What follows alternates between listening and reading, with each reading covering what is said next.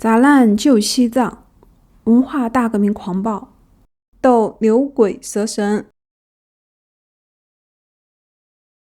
这个梯势横流、狼狈不堪的人，名叫桑坡才旺仁真。他的家族因为诞生过第7世达赖喇嘛而变得显赫，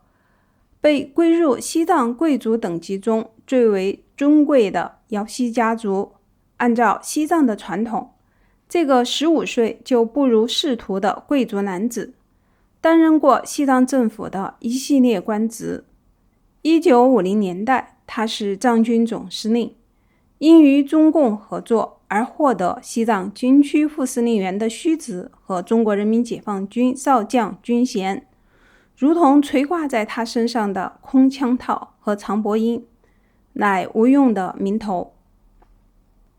然而，桑坡才旺仁真被载入史册，并非他那一堆让人记不住的官名，而是他在西藏的命运出现大转折之前发生的一个意外事故。据中共西藏党史大事记记载，1959年3月10日早晨，拉萨市民开始向罗布林卡涌去。11时，商店纷纷关门，群众抢购饮水，并传出谣言说军区要毒死达赖喇嘛，军区准备了直升飞机要把达赖喇嘛接往北京等。12时左右，爱国进步人士帕布拉·松朗贾措，即现全国政协副主席帕布拉·格列朗杰的哥哥，在罗布林卡门外被叛乱分子打死。同时，上千人手持小白旗在街上游行，呼喊西藏独立、汉人滚回去等口号。接着，西藏卸任噶伦军区副司令员桑坡才旺仁真在罗布林卡大门前被叛乱分子用石头打伤，汽车被打坏。因为桑坡受伤，他与另一位未跟随达赖喇嘛逃离西藏的噶伦阿佩尔阿旺季美被视为爱国上层人士的杰出代表。桑坡再次被封官进爵，提拔为军事管制委员会副主任。在评判期间，那些由新政权公布的包括镇压叛乱分子的通告上都有他的签名。为此，拉萨市民流传这样一句话：桑坡头上挨的不是石头，而是裸舵，宝贝石头的意思。但在1966年8月，桑坡却成了牛鬼蛇神。他挨斗的情景有这幅流鼻涕的照片为证。他的罪名是组织叛匪、里通外国和反党、反无产阶级专政。据说他和他的妻子被多次批斗，财产也全部被没收。1973年，他郁郁而死。不久，桑坡夫人也去世了。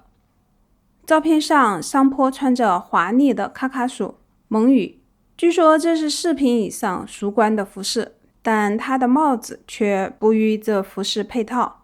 这种帽子叫做蒋大，专在夏季所戴，还是以金丝银线，并在帽顶缀有宝石。他左耳上挂着长耳坠梭金，是贵族和官员身份的象征。他胸前挂着马伯英瓦东，是只有4品以上官员的坐骑才能佩戴的装饰品。正在揪斗桑坡的2个积极分子经辨认都是 Rapse 居委会的居民。左边的年轻人名叫图登，因为一只眼睛是瞎的，又被称作图登峡过，峡过意为瞎子。1987年以后，他调到八角街居委会任治保主任，现已故。一位熟悉他的人这样评说：他积极得很，他太积极了，所以早早就死了。右边的那个人叫波茨人，也已故。1966年8月，被揪斗的桑坡才旺仁真62岁。从照片上可见，他已经过早地用上了竹棍，他背上还压了2根木棍，据说是一种刑具，用来夹手和脚的。跟他一起挨斗的是他的夫人，看上去也头发花白。桑坡夫人是西藏大商康区人邦达养胚的女儿，是桑坡的第2个夫人。显然，这些居民红卫兵最为厚待桑坡夫人，不但要在他身上挂满金银珠宝，还要让他双手捧着堆满了法器的托盘，还要在他的背上压上一口箱子。这是一种衡量粮食的传统容器，叫做钵，一般证人家里都有。这箱子一定很沉重，不然商坡夫人不会被压得几乎快要伏地。她呆呆地看着地面的眼神称得上绝望。而那个斗争商坡夫人的年轻人，据说名叫强巴曲季，是拉萨防箭队的木工，右图左边站立的红卫兵名赤丹，是八角街派出所警察，现已故。从上图看不出商坡夫妇是在什么地点挨斗，但在右图批斗的地点据说是虾脚马车队。虾脚即是东城区文革时叫做东方红办事处。虾脚马车队在清真寺附近，与河坝林居委会马路相隔，当时属于该办事处合作社的所在地，也经常用来充当批斗会场。又有人说是在热脚林卡，即牛角园林。过去回族屠夫将宰杀后的牦牛角弃之此处，被砌成围墙，内有菜地的。不管怎么说，商坡夫妇是被押往各处接受革命群众的批斗。在商坡的6个子女中，长子商坡登真顿珠是一个重要的历史人物。他是一位代本藏军高级军官，相当于团长、四品官，曾是1951年去北京签订17条协议的西藏代表团中5名成员之一。正因为他是军人，所以他不可能不参与1959年3月的拉萨抗暴事件，也就不可能幸免不被镇压的命运。他在监狱中度过了近20年，获释后去了印度。商坡的第3个儿子于1970年以叛国分子的名义被公审枪毙，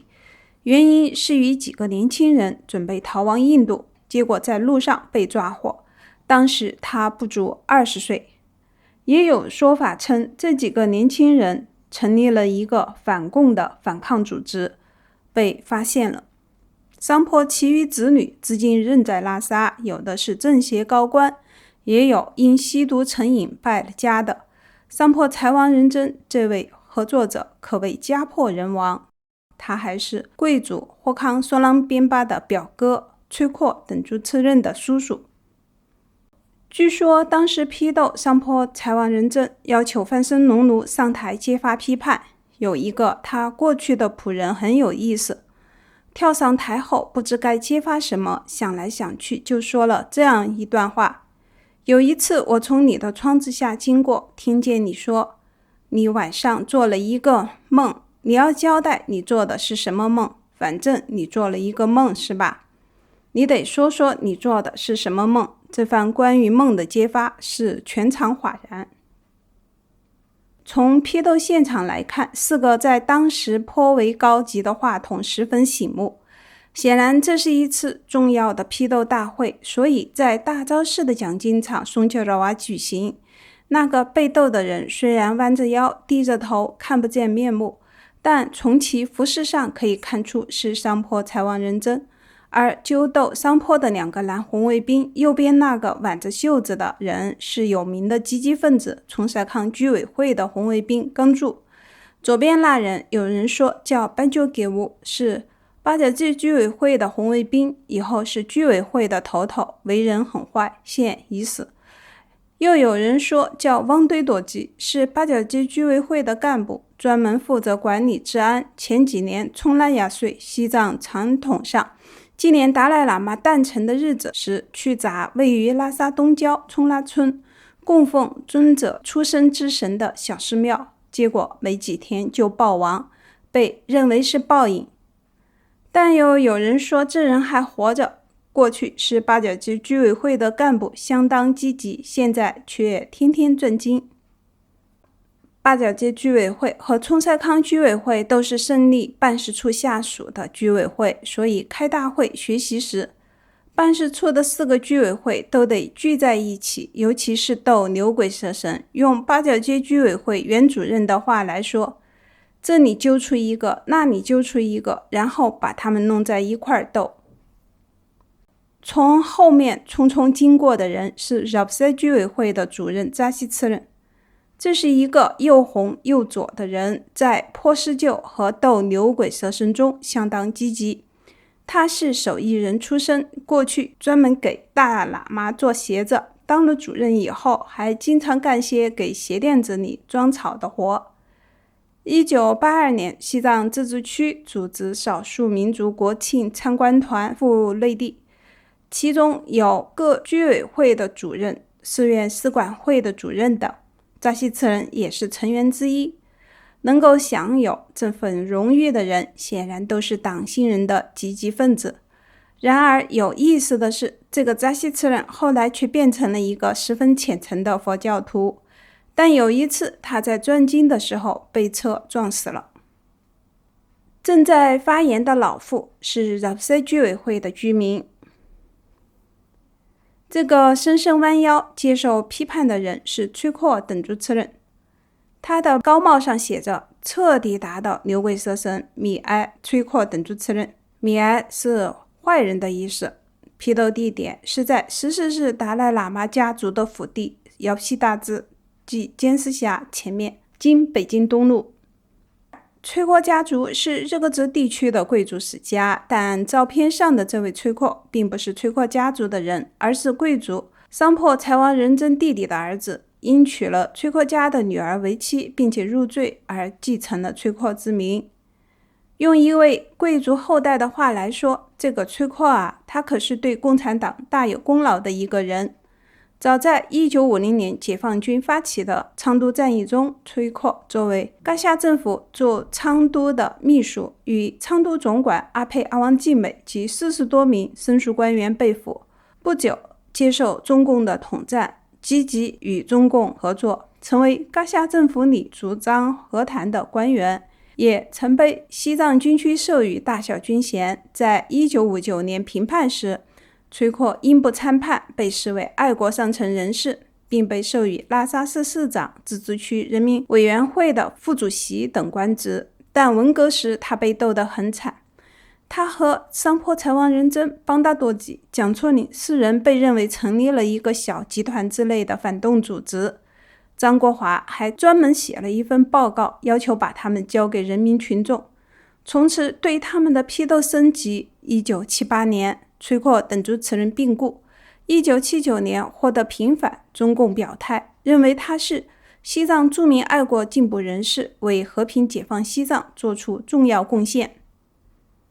可能因为崔阔曾有过解放军大校的虚名，所以在被揪出游斗时，他身上挂上了空的枪套、皮的马鞍和一个望远镜，另外加上长串念珠，噶夏官员的服饰的，五花八门，无奇不有。他没有后代，只有一个养子，他是和巴宁居委会辖区内的牛鬼蛇神。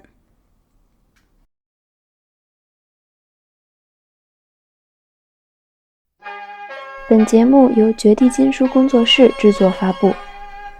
请扫描赞赏二维码进行赞赏，您可以得到回赠的电子书或其他作品。请扫描订阅二维码订阅绝地金书频道，收看收听已发布和将发布的更多作品。